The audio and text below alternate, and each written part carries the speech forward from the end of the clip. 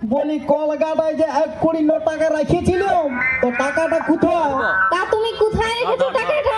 আমি কি করে জানবো? তাছাড়া তো এড়া করা পারা না, আড়ায় যেখানটায় রেখেছো সেখানটাই দেখো। বলি খুঁজে দেখলাম বলেই তো বলছি। তবে কি টাকাটা আমি বাপের ঘরে ঢুকায় এসেছি? অসম্ভব কিছু নয়। কি যত বড় মুখ নয় তত বড় কথা। চুপ কর, বজ্জাত ধরিবাজ মাগি। এমন মারণ মারবো, আধ ঘন্টা ফিরির মতন চাই পক পকাই ঘুরতে থাকবি। ছি ছি ছি ছি ছি ছি ছি ছি ছি ওলা উঠা কামানা, তোর গাটা এখনই এই গরম মাঠে ঢালিয়ে দিব। ওকে আমি নর্দমাটায় মোটা থসড়াই দিব। তোর আমি অনেক সহ্য করেছি, আর করব না। আর আমি সহ্য করি নাই তোর ওই দকর কচিয়া তেপড়া পাড়া চেহারাটা, আর বিয়ার পর থেকে বলে আসছি তুই আমার রচনা বেনারসি। বল, বলি নাই? আর আমি সহ্য করি না তোর মুখের থেকে ভক ভক মদের গন্ধ বেরিয়ে আসে, আর আমি বলি মদের গন্ধ আমার কইসেই ভালো লাগে। শোন, বেশি ফপা দালালি না করিয়ে ভোগ লাগিয়েছে, খাইতে দিবি কি?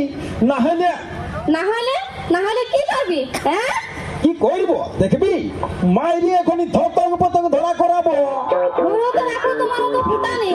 একবার যদি মহিলা সমিতিকে খবর দিই না, তো তোমার গোষ্ঠী, তোর মহিলা সমিতির গোষ্ঠীর ও মা গো, ও বাবা গো,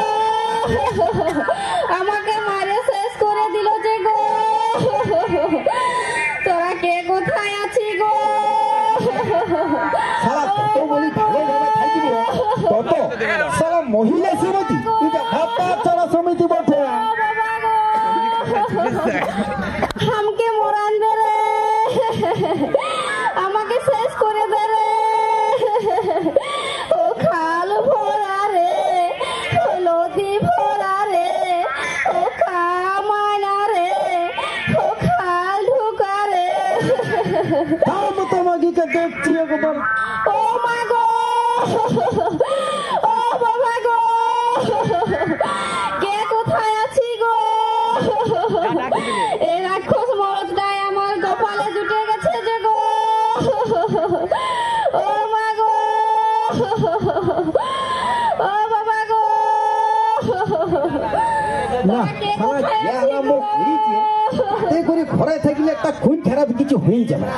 আমার জীবনটা তা লাঠির পাড়া চুষে শেষ করে দিল যে গো। ও বাবা রে, না আর ভাত খাইয়ে কাজ নাই, বরং মদ খাইয়ে পেটটা ভরাই গে যাই। ও গো,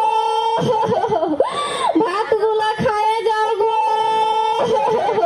ও মা গো, ওগুলা তুই রাঁধিয়েছিস, ওইগুলা তুই এই পেটটাই ঢুকা